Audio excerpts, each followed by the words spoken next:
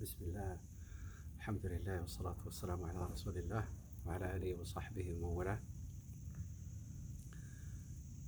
Continue inshallah ta'ala to benefit and discern the lessons from the journey of the Prophet sallallahu alaihi wasallam, as well as the Mi'raj, the ascension to the heavens.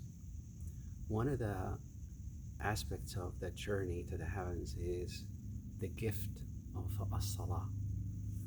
Allah subhanahu wa ta'ala is the most generous, and He brought the Prophet sallallahu alaihi wasallam physically and spiritually close to Him, to the heavens, in a manner that befits Him.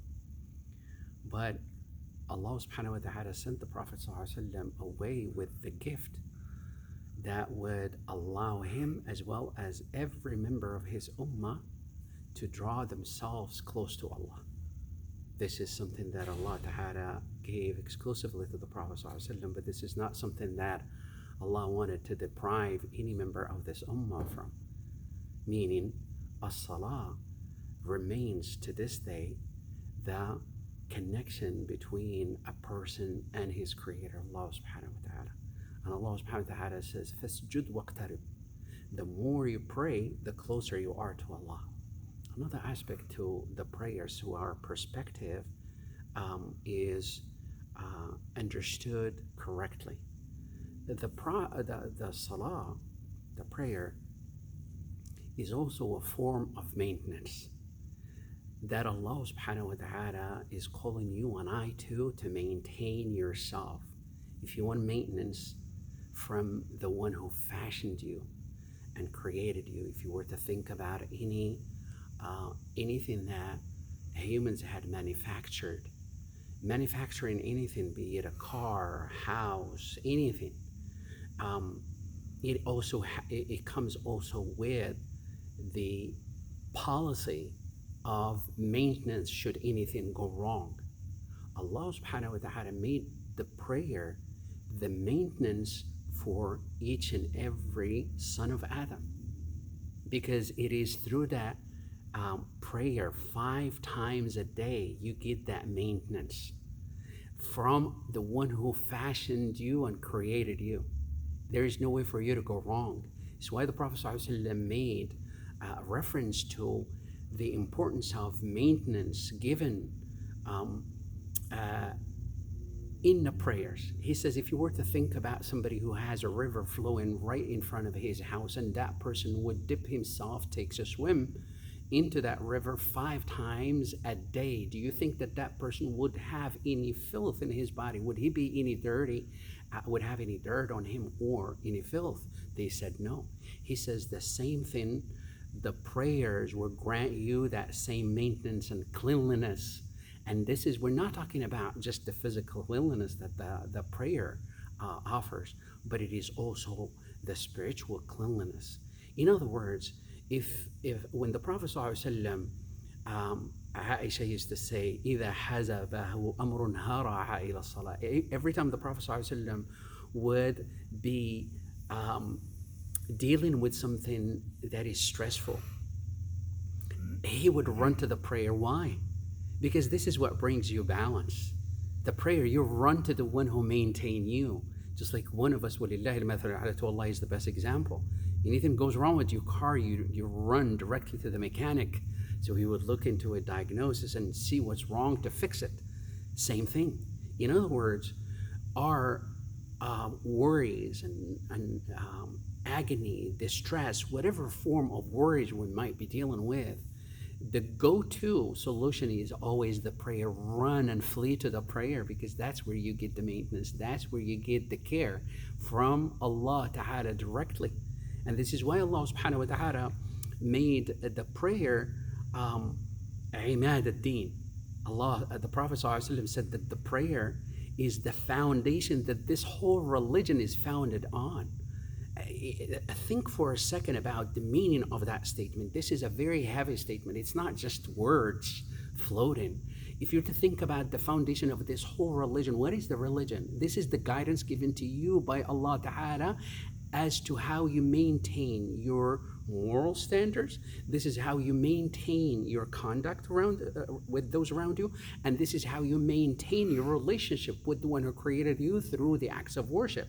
This is called the religion in all of these three different areas, and they are all detailed, called the religion. He says that this whole aspect of the religion, be it the forms of acts of worship that connect you with Allah, be it the forms of conducts that would connect you with those around you, or be it your moral compass, all of it, all of those are founded, they are sitting on something called the prayer. That prayer that connects you with Allah is the imad of this deen, is the foundation upon which the whole religion, and Allah, the Prophet ﷺ also said that this religion is founded on 5 pillars. And he says these are 5 pillars. And he called them the pillars of the religion.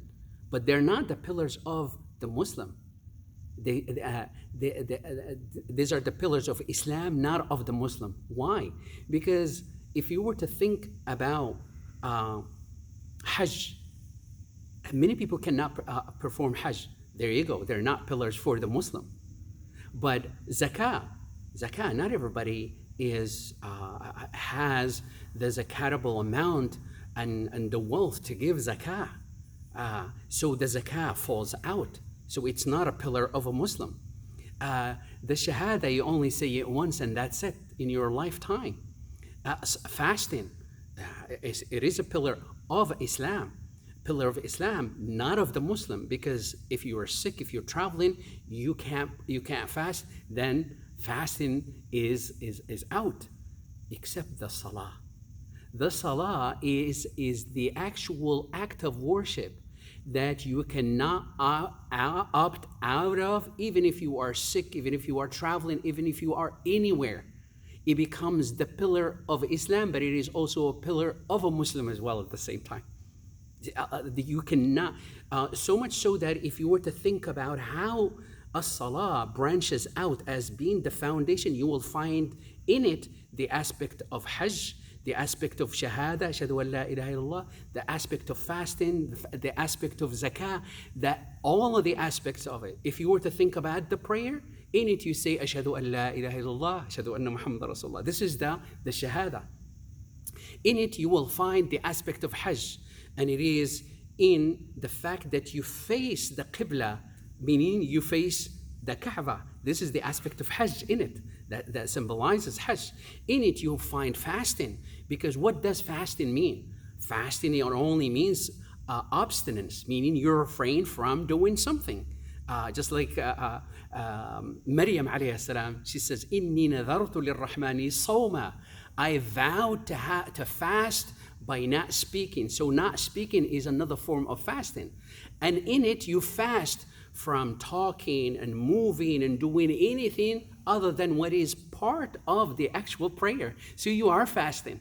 In it you have zakah. Zakah meaning what? You give money in the salah. How do you give money in the salah? Money in the finance world is nothing but a compensation for an effort given within a time frame. In other words, you do a service within a time frame, and then you are rendered some money in return. You are given money in return. So basically, time invested in doing a service gives you money. In a salah, you have actually allocated time for that prayer, which time can be translated to money. So some of your time given to a salah is a form of giving zakah within the actual prayer. This is how you look at all of these nuances and all of these pieces of the puzzle. You find that a salah involves every aspect of the religion. In it, Allah subhanahu wa ta'ala maintain you. In it, you go into a salah with the intention of wanting to get the reward of Hajj, of fasting, of zakah, of shahada, all of them involved in that one prayer, and you walk out maintained in your morals, maintained in your code of conduct, maintained in your relationship with Allah subhanahu wa ta'ala. This is a salah. This is what salah represents. This is why Allah Ta'ala did not give a salah to the Prophet ﷺ through Jibreel alayhi salam, but Allah Ta'ala invited him to give it to him directly. And we understand this concept in the world of politics or in relationships on a higher level. If a boss wants to give, for instance, directions on how business is to be conducted, if it is not something so important, we'll just probably send a text or an email.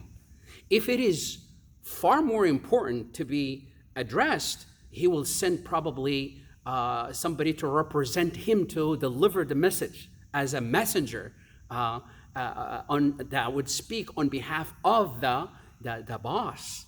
But if it is something far more important than to be given in an email or a text, or delivered by somebody else, the boss will call you directly to have that conversation directly with you. And so was as-salah. Allah subhanahu wa ta'ala brought the Prophet ﷺ all the way to the heavens to give him the salah directly because it is important for the Prophet ﷺ. It is important for this ummah. In other words, if you were to think about it, any aspect where you wanted to grow, where you wanted to fix your shortcomings, run to the prayer and ask Allah Ta'ala to maintain those areas and fix all the shortcomings and all the things that are not working. In as-salah becomes the source of barakah, the source of fixing, the source of healing, the source of connection with Allah. As-salatu sila. As-salah is a connection. It is enough for us to know that as-salah has the nur of connecting you spiritually with the divine himself, and that should be enough for you not to go wrong, period. It doesn't matter what is going right and what is going wrong in your life.